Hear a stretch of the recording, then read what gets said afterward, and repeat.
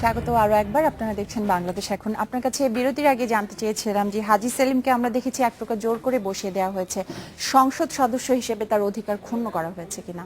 কিন্তু আপনি যে কথা বললেন আপনি দেখেছেন, আমার মনে হয় এই কথাটার উপর জোর দেওয়া দরকার। আপনি দেখেছেন, এর কোনো প্রমাণ নেই।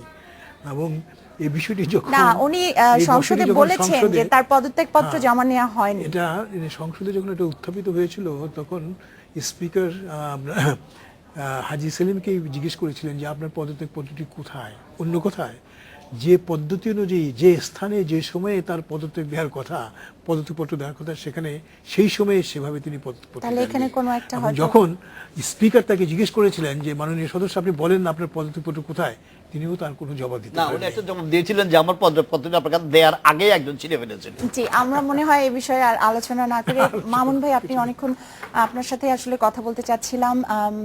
আইসিসি প্রেসিডেন্ট মোহাম্মদ মোস্তফা কামাল আজ পদত্যাগ করেছেন, পদত্যাগের ঘোষণা দিয়েছেন। এই ঘটনার ফলে আন্তর্জাতিক ক্রিকেটের যে ডিপ্লোমেসি, সেখানে বাংলাদেশের অবস্থানটা কেমন হতে পারে ভবিষ্যতে? এটা আসলে খুব ইন্টারেস্টিং হবে, এটা আমাদের আসলে দেখতে হবে। প্রথম কথা হচ্ছে যে দুটো বিষয়, যদি ইন্ডিয়ান আমাদের যে লড়াইটা মানে মোস্তফা কামালের যে অবস্থান, সেটা যদিও আইসিসির এগেনস্টে, কিন্তু মোস্টলি এটা আসলে ইন্ডিয়ার এগেনস্টে, যেহেতু ইন্ডিয়ার সঙ্গে খেলা ছিল এবং শ্রীনিবাসনকে উনি অ্যাকিউজ করেছেন। এখন এখানে যদি ইন্ডিয়ান ক্রিকেট বোর্ড শ্রীনিবাসনকে তাদের লোক ধরে, তারা যদি এইভাবে নেয় জিনিসটাকে যে আমাদের উপর এক ধরনের আক্রমণ বা আমাদের, তাহলে কিন্তু বাংলাদেশের জন্য it will be very difficult, in coming time বাংলাদেশের টেস্ট খেলা ইট উইল ভেরি ডিফিকাল্ট। কারণ ক্রিকেট আসলে এখন ইন্ডিয়ান গেম, এটা আমরা স্বীকার করি বা অস্বীকার করি।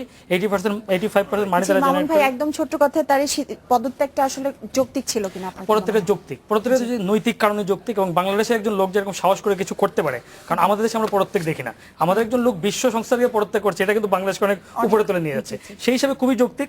এখন আমরা কিভাবে হ্যান্ডেল করবো? আমরা যদি এটা প্রমাণ করতে পারি যে আমরা ইন্ডিয়ার এগেনস্টে না, কারণ ইন্ডিয়ান বোর্ডে দুটো ভাগ আছে, একদল কিন্তু শ্রীনিবাসনকে দেখতে পারে না, তাদের সঙ্গে আমাদের এই বিষয়ে আসলে আপনার সাথে আমরা পরে আবার আলোচনা করতে পারবো অন্য একদিন। আজকে শেষ করতে হবে। এই ছিল বাংলাদেশ এখনের আজকের আয়োজন। ধন্যবাদ সাথে থাকার জন্য।